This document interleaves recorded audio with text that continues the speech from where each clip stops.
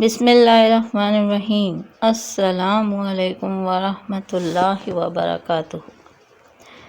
تمام قسم کی حمد تعریف اللہ کے لیے ہے، جس کے عطیات وسیع ہیں اور جس کی نوازشیں بہت بھاری اور عظیم ہیں، جو صاحب فضل اور صاحب احسان ہے اور کرم نواز ہے۔ اس نے زندگی میں نیکیوں کے موسم بنائے اور اس نے ایسے مواقع عطا فرمائے ہیں جس میں انسان نیکیوں کا زیادہ سے زیادہ زادرہ جمع کر سکتا ہے۔ اللہ کے سوا کوئی معبود نہیں، وہ اکیلا ہے، اس کا کوئی شریک نہیں، وہ بندوں کا رب اور مخلوقات کا پیدا کرنے والا ہے۔ چلتے ہیں اپنی ذی الحجہ کے عشرے کے بارے میں کہ جیسے قرآن میں سورہ فجر میں ان 10 راتوں کی قسم کھائی گئی ہے، تو جس طریقے سے اس کا استقبال کرنا چاہیے، جیسے ہم رمضان کی تیاری اور استقبال کرتے ہیں، ایسے ہی اس عشرے کی فضیلت کو دیکھتے ہوئے اہتمام ہونا چاہیے۔ یہ دن سب دنوں سے افضل ہیں۔ یہ 10 دن حرمت والے مہینے کے 10 دن ہیں۔ یہ دنیا کے سب سے بہترین دنوں میں سے ہیں۔ ان دنوں میں کیا گیا عمل سب سے افضل عمل ہے۔ ان دنوں میں کیا گیا عمل سب سے پاکیزہ عمل ہے۔ ان دنوں میں فرائض و نوافل کا اجر باقی دنوں کی نسبت بہت زیادہ ہے۔ اس لیے عشرہ ذی الحجہ میں تمام عبادات کو زیادہ سے زیادہ بجا لائیں۔ اب دیکھیے، اپنے اعمال کے ذریعے اللہ کی رضا کو اور آخرت کے اجر کے حصول کو چاہیں۔ اللہ تعالیٰ خالص عمل قبول کرتا ہے، ایسا عمل جس میں صرف اور صرف اللہ تعالیٰ کی رضا حاصل کرنا مقصود ہو۔ تنہائی میں عبادت کی جائے، تنہائی میں آنسو بہائے جائیں، تنہائی میں دل سے آہ و تڑپ نکلے، اور فرائض بھی ادا وقت پر کیے جائیں، اور خلوت کی عبادت کو جلوت کی عبادت سے بہتر کریں۔ مطلب جو لوگوں کے سامنے عبادت ہوتی ہے اس سے جو تنہائی میں عبادت ہوتی ہے وہ زیادہ ذوق و شوق سے ہو، اور نیکیوں کا اللہ کا حکم سمجھ کریں، نہ کہ عادتاً نیکی کریں یا کسی کو دکھانے کی نیکی کریں، اور اپنی عبادت پر کبھی بھی مطمئن نہ ہو جائیں کہ بس یہ کر لی تو کافی ہے۔ ان دنوں کو پانے کے لیے سب سے پہلا عمل سچی توبہ کرنا ہے، سابقہ گناہوں پر معافی مانگنا ہے، اور اس کے لیے کیا نیت کہ گناہوں سے کنارہ کشی اختیار کرنا، سابقہ گناہوں پر ندامت کرنا، دوبارہ گناہ نہ کرنے کا پکا ارادہ کرنا۔ جو توبہ نہیں کرتا وہ خطرے میں ہے، جو توبہ کے بغیر صبح یا شام کرتا ہے تو وہ خطرے میں ہے، کیونکہ ڈر ہے کہ اگر وہ توبہ کے بغیر اللہ سے ملاقات کرے گا تو اس کو ظالموں کے گروہ میں کھڑا کیا جائے گا۔ بقول حافظ ابن رجب، ان 10 دنوں میں نیک اعمال کی شدید کوشش کرنا دنیا میں نیکیوں میں جلدی کرنے والے جنت کی طرف بھی سبقت کریں گے، نیکیوں میں آگے بڑھنے والے مقربین ہوں گے۔ نیکیوں کا شوق اسی وقت ہوگا جب اللہ سے محبت ہوگی۔ اللہ سے محبت مطلب اللہ اور اس کے رسول سے محبت۔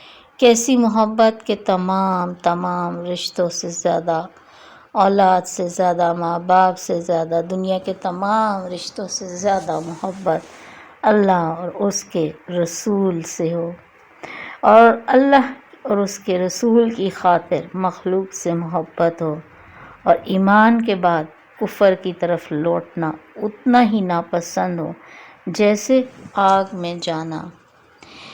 ان 10 دنوں میں اپنی نمازوں کی خوب حفاظت کریں، اول وقت میں فرض نماز ادا کریں، ساتھ نوافل کا خوب اہتمام کریں، تہجد پڑھیں۔ ابھی تو جو دن ہیں ان کی راتیں مختصر ہیں، تو ان راتوں میں جاگ کر عبادت کریں، تہجد پڑھیں، چاشت کے نفل پڑھیں، اور جو اس مہینے کی مخصوص نوافل، وظائف، ذکر، اذکار اور تسبیحات ہیں، ان سب کا اہتمام کریں۔ سب سے زیادہ چلتے پھرتے کام کرتے کوشش کریں، باوضو بھی رہیں، اور ساتھ ساتھ تکبیر، تحلیل، تحمید اور تقدیس، یعنی کہ لا الہ الا اللہ، اللہ اکبر، سبحان اللہ، والحمد للہ، اور تشریق کی دعائیں پڑھتے رہیں۔ چلتے پھرتے استغفار اور ذکر کرتے رہیں۔ کچھ ٹائم درود شریف کے لیے بھی نکالیں، اور مخصوص دن جو عرفہ کا دن ہے، اس دن اور رات اپنے آپ کو دنیاوی کاموں سے فارغ کریں اور روزہ رکھیں اور مکمل عبادت میں گزاریں۔ اور ان دنوں کوئی بھی اچھی صورت جو ہے وہ یاد کریں ترجمے کے ساتھ، اور تکبیرات جو 13 ذی الحج تک پڑھنی ہے ان کو اچھے سے یاد کریں۔ اللہ اکبر، اللہ اکبر، لا الہ الا اللہ، واللہ اکبر، اللہ اکبر وللہ الحمد۔ دوسری تکبیر، اللہ اکبر کبیرہ، والحمد للہ کثیرہ، وسبحان اللہ بکرۃ واسیلا۔ ان تکبیرات کو یاد کر لیں اور 13 ذی الحج کی عصر تک ان کو خوب پڑھیں۔ مرد حضرات تو بازاروں میں بھی جاتے ہوئے گھروں میں بھی اونچی آواز سے پڑھیں، اور خواتین گھروں میں دھیمی آواز سے پڑھیں، اتنی آواز سے ضرور کہ گھر والے سنیں، آپ کے بچے اس کو سن سکیں۔ اس مہینے میں تو قبولیت کے بہت خوبصورت موقع ہیں، خوب دعائیں مانگے، قبولیت کے اوقات آئیں گے انشاءاللہ تعالی۔ روزانہ ہوتے ہیں، تہجد کے ہوتے ہیں، رات کے ہوتے ہیں، شب جمعہ آئے گی، جمعہ کا دن آئے گا، عرفہ کی رات آئے گی، حج کا دن آئے گا، حج کا خطبہ آئے گا، عیدین کی رات آئے گی، تو خوبصورت دن، خوبصورت راتیں منتظر ہیں جن میں دعاؤں کی قبولیت کا اہتمام ہوتا ہے۔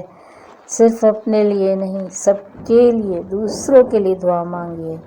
دوسروں کی دعا مانگنا ایسے ہے کہ آپ کا کام خود بخود ہو جائے گا، کیونکہ اللہ تعالیٰ ایسا نہیں کہ آپ کی دعا دوسروں کے لیے سنے اور آپ کو نہ نوازے، ایسا ممکن نہیں۔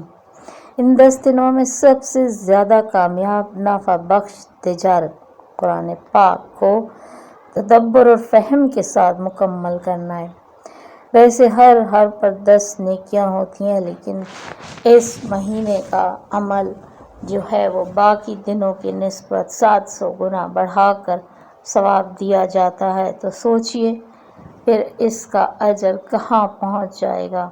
کوشش کریں کہ اگر اس 10 دنوں میں قرآن پاک روزانہ 3 سپارے پڑھیں تو ختم القرآن آرام سے ہو جائے گا، ورنہ سوچ سمجھ کے تدبر سے ترجمے کے ساتھ کچھ ضروری صورتیں ہوں یا کچھ نہ کچھ روزانہ ان دنوں کو ضرور پڑھیں، اور یہ نفلی عمل ہی سب سے افضل عمل قرار پائے گا۔ سب سے پہلے دیکھیے کہ اس کے علاوہ جو کام رہتے ہیں وہ ایک ہے صدقہ کی کثرت۔ روزانہ کچھ نہ کچھ صدقہ کریں۔ حدیث میں ہے کہ چاہے ایک کھجور ہی کیوں نہ ہو۔ یہ 10 دن ایسے ہیں جیسے بتایا کہ اس میں 700 گنا اجر بڑھا کر دیا جاتا ہے، تو یہ صدقہ بھی ایسے ہی شمار ہوگا۔ اپنے اہل و عیال پر بھی خرچ کریں، یہ بھی صدقے میں شمار ہے۔ پھر رشتہ دار ہیں، پھر یتیم و مساکین ہیں، اور طالب علم جو غریب ہیں، جن کے اخراجات کے مسائل ہیں، یتیم بیوہ مساکین کے بچے ہیں، یہ سب کے سب لوگ ہیں جن پر صدقہ کریں۔ اور صدقے کے علاوہ دیکھیے آپ پر زکوٰۃ کا اگر رقم بنتی ہے اور اس کے علاوہ آپ کے گھر میں فالتو کپڑے چیزیں کچھ بھی ہیں تو ان دنوں اس کا صدقہ کریں تاکہ 700 گنا اجر پائیں۔ اب ایک چیز رہتی ہے روزے، اس طرح جو یکم ذی الحجہ سے 9 عرفہ کے دن تک کے روزوں کی بے انتہا فضیلت، ایک ایک روزہ جو ہے وہ ایک ایک سال کے روزوں کے برابر ہے۔ اگر یکم سے روزے نہ بھی رکھ سکے تو 9 ذی الحجہ عرفہ کے دن کا روزہ ضرور رکھیں۔ مستند حدیث ہے کہ حضور پاک صلی اللہ علیہ وآلہ وسلم نے فرمایا کہ گمان ہے کہ یہ روزہ پچھلے ایک سال اور آئندہ آنے والے ایک سال کے گناہوں کا کفارہ ہوگا۔ واہ سبحان اللہ سبحان اللہ! تو اس روزے کو لازمی رکھنے کی کوشش کریں۔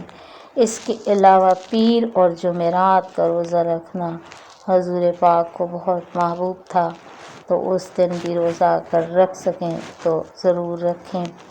اب سب سے اہم اور ایسی چیز جو صلح رحمی، خدمت خلق، جو سب سے بہترین آپ کے حسن سلوک کے حقدار والدین، پھر رشتہ دار، پھر پڑوسی اور پھر باقی آپ کے ضرورت مند آگے پیچھے ملنے والے سب۔